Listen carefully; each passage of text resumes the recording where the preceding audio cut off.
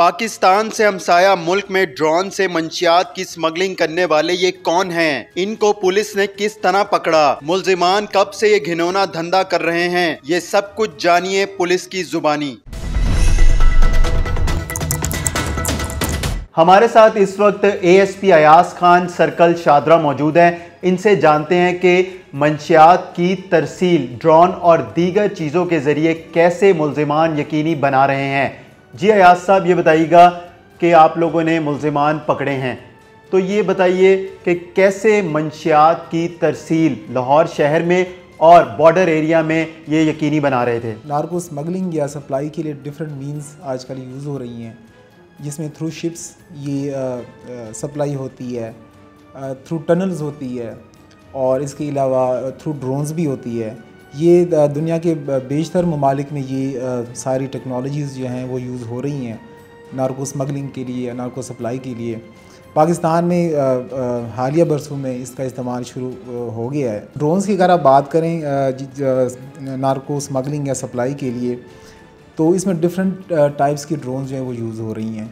इसमें कुछ होती हैं जो एडवांस्ड कमर्शियल क्लास ड्रोन्स होती हैं, जिनकी कैपेसिटी जो है, पेलोड कैपेसिटी वो बहुत ज़्यादा होती है और इसके अलावा उनमें एक ऑटो डिलीट कैपेसिटी इनकी होती है कि अगर वो पकड़े जाएं तो वो डेटा जो है वो रिट्रीव नहीं हो सकता।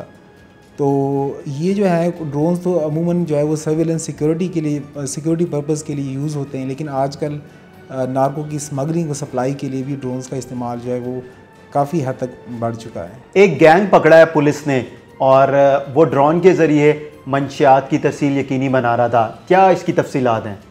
जी फराज साहब, ये कोई तो 5-6 दिन पहले हमने एक गैंग अरेस्ट किया था जिसमें 3 मेंबर्स थे।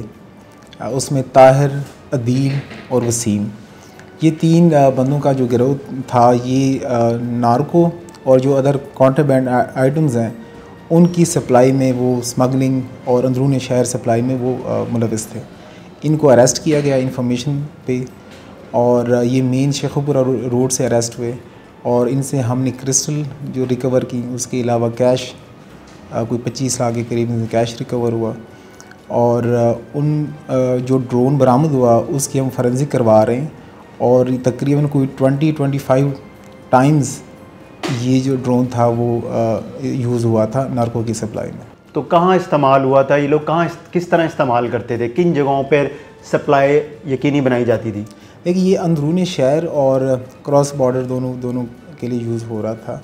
और जिस तरह आपको पता है कि कुछ ऐसे इंसिडेंट्स हुए हैं जहाँ पे ड्रोन जो है वो गिर चुके हैं। आपको काने का इंसिडेंट का पता होगा और हडियारा में एक इंसिडेंट हुआ था, तो ये उसी सिलसिले की कड़ी है। तो ये क्रॉस बॉर्डर और अंदरूनी शहर ये सप्लाई करते थे ये गिरोह। और इसके अलावा और भी बहुत से गिरोह हैं जो इन नार्को और कॉन्ट्राबैंड आइटम्स की स्मगलिंग और सप्लाई में वो मुलविस हैं। तो हमारी पूरी कोशिश है कि इन सब जितने भी ग्रुप्स ये ऑपरेट कर रही हैं उनके ख़िलाफ़ एक एक्शन इंशाल्लाह लेंगे। तो ये जो गैंग पुलिस ने पकड़ा है, पुलिस को कैसे पता चला कि ये गिरोह ड्रोन के ज़रिए मंशियात की स्मगलिंग कर रहा है? देखिए, पुलिस की जो ग्राउंड इंटेलिजेंस है वो मेरे ख़्याल से बहुत ही बेहतर होती है। आप देखें कि फुट इंटेलिजेंस या ग्राउंड इंटेलिजेंस पुलिस के पास बहुत अच्छी होती है।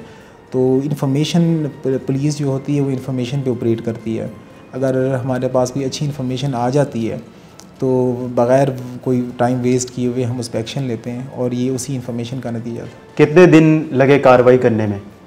देखिए, ये तो हमारी हर वक्त कोशिश होती है। ये तो मैं ऐसे टाइम तो नहीं बता सकता कि ये 2-4-6 दिन। ये तो पुलिस का एक रूटीन का काम है कि ऐसे लोगों के ख़िलाफ़ एक्शन लें, चाहे उसमें हफ़्ता लगे, महीना लगे या साल लगे। ये तो एक कोशिश है जो जारी है पुलिस की तरफ से।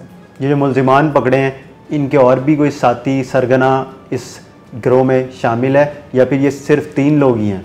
नहीं, ये 3 ही लोग थे जिनको अरेस्ट किया है। अभी कोई ऐसा बंदा जो इस गिरोह में शामिल हो अभी तक अरेस्ट ना हो वो नहीं है। जितने बंदे थे वो सारे अरेस्ट हो गए। अभी जो मंशियात बरामद हुई है उसकी कितनी कीमत बनती है?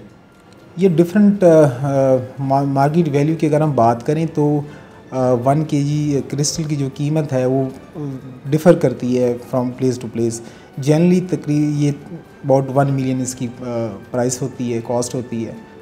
तो लेकिन जब वहाँ से क्रॉस द बॉर्डर पेमेंट होती है तो वो इससे कहीं ज़्यादा होती है, कोई 3-4 टाइम्स इसकी जो है वो पेमेंट होती है।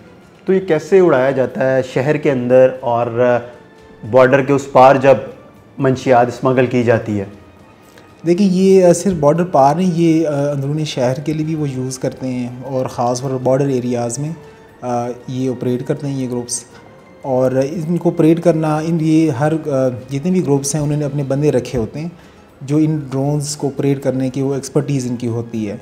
तो वो बंदे जो है वो ड्रोन्स को ऑपरेट करते हैं और इस तरह से ये ग्रुप्स जो है वो काम करते हैं। क्या ये ड्रोन इतना बड़ा होता है कि इसमें मंशियात पैक हो जाए और आराम से आप एक जगह से दूसरी जगह पहुंचा दें?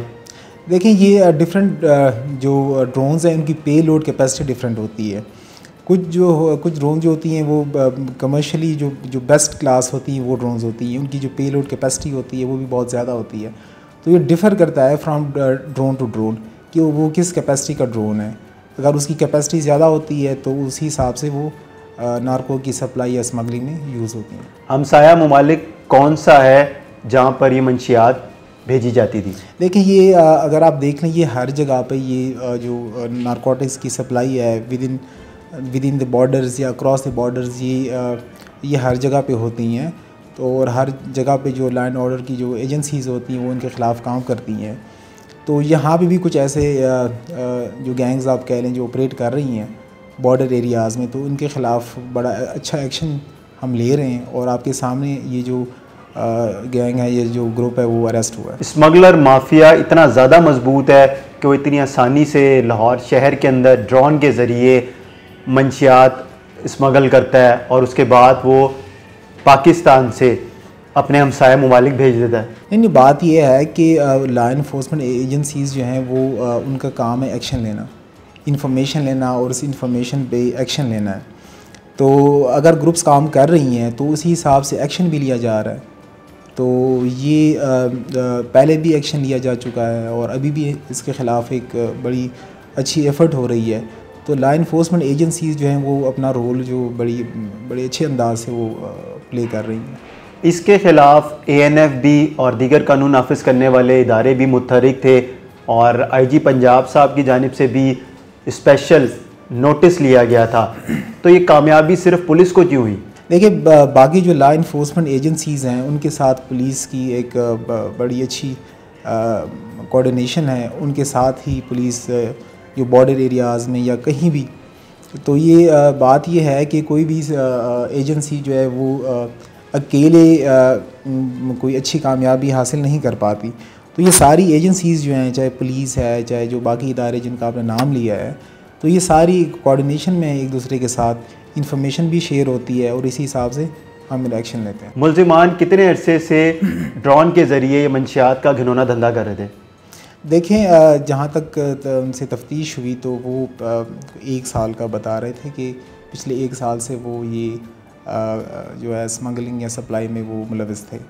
तो अब 20 टाइम्स जो ड्रोन का हमने एनालिसिस किया तो 20 टाइम्स उन्होंने ये सप्लाई की थी। मुल्ज़िमान के पीछे किसका हाथ है? कौन इनकी पुष्पनाई कर रहा था कि इतना बड़ा ये काम कर रहे थे? देखें जो क्रिमिनल एलिमेंट्स होते हैं वो उनकी मतलब ये एक टेंडेंसी है कुछ लोगों में कि वो क्राइम की तरफ जाते हैं और उनकी पुष्पनाई किसी की हो या ना हो, तो कुछ ऐसे लोगों में टेंडेंसी होती है और हमारा काम है कि ऐसे लोग जिनमें ये टेंडेंसी है उनके ख़िलाफ़ एक्शन लें, चाहे उनकी पुष्ट पे कोई भी क्यों ना हो। तो हमारा काम एक्शन लेना है जो हमने लिया। ये कहा जाता है कि इस किस्म के घिनौने कारोबार के पीछे जो मुल्ज़िमान होते हैं, स्मगलर माफिया है, उसको पुलिस और ANF इनके लोगों की भी सरपरस्ती हासिल होती है। इसमें कितनी हकीकत है? नहीं, ये बात तो इसमें कोई प्रूफ किसी के पास नहीं है, ना कोई ऐसी एविडेंस हमारे पास है। तो ये मतलब कोई ऐसी बात जिसका कोई सबूत ना हो उस पर आई थिंक कमेंट करना कोई हमारे पास तो अभी कोई ऐसी शहादत या कोई प्रूफ या कोई एविडेंस नहीं है। बल्कि मैं तो ये कहूँगा कि हमारी और उनकी बाकी जो इदारे हैं उनकी इतनी अच्छी कोऑपरेशन और इतनी अच्छी कोऑर्डिनेशन है जिसकी वजह से ये काम जो है बहुत हद तक कंट्रोल हुआ है। लेकिन अगर ये इन पे चेक ना होता तो ये काम शायद बहुत ही बड़े लेवल पे हो रहा होता।